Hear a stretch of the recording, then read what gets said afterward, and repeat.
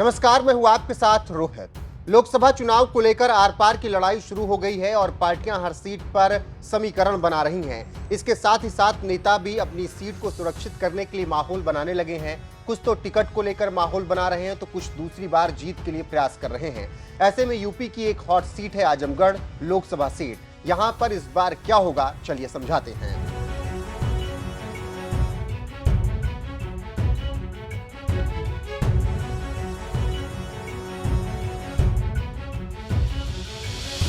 आपको बता दें कि यूपी की आजमगढ़ लोकसभा सीट पर जिस तरीके से माहौल हमेशा से रहा है, उसके बाद ये उम्मीद जताई जा रही है कि इस चुनाव में भी यहां पर माहौल काफी गर्म होगा। लेकिन उससे पहले किसे मिलेगा टिकट, इसको लेकर कयास लगाए जा रहे हैं। क्या बीजेपी से दिनेश लाल यादव यानी निरहुआ दोबारा टिकट लेने में कामयाब रहेंगे और यहां से झंडा गाड़ने में कामयाब हो पाएंगे? ये सबसे बड़ा सवाल है। इसी को लेकर जोड़तोड़ अब शुरू हो चुकी है। आजमगढ़ में लोकसभा सीट पर बीजेपी एसपी इज्जत दांव पर लगाने वाली है। एक तरफ समाजवादी पार्टी के राष्ट्रीय अध्यक्ष अखिलेश यादव कहते हैं कि आजमगढ़ लोकसभा सीट पर किसी से मुकाबला नहीं है, तो दूसरी तरफ बीजेपी व्यंग करते हुए ये कहती है कि सपा का यह ख्याल ही रह जाएगा। आप जानते हैं कि 2024 आजमगढ़ लोकसभा सीट पर राजनीतिक बहस शुरू हो गई है और पार्टियों के उम्मीदवारों के नाम लगभग तय हो गए हैं। कानाफूसी की माने तो एसपी आजमगढ़ लोकसभा सीट से शिवपाल यादव को लड़ा सकती है।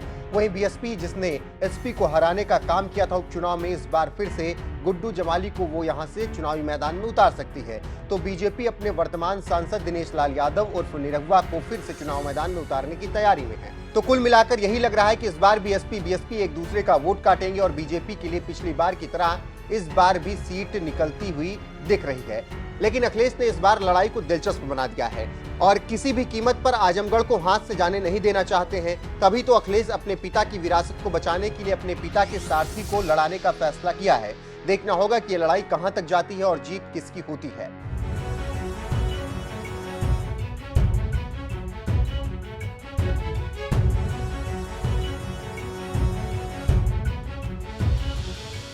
तो आपने जान लिया कि आजमगढ़ लोकसभा सीट पर क्या कुछ समीकरण बन रहा है और अब बताते हैं कि आखिर आजमगढ़ लोकसभा सीट पर आगे क्या कुछ होने वाला है। दरअसल आजमगढ़ लोकसभा सीट में 5 विधानसभा क्षेत्र आते हैं।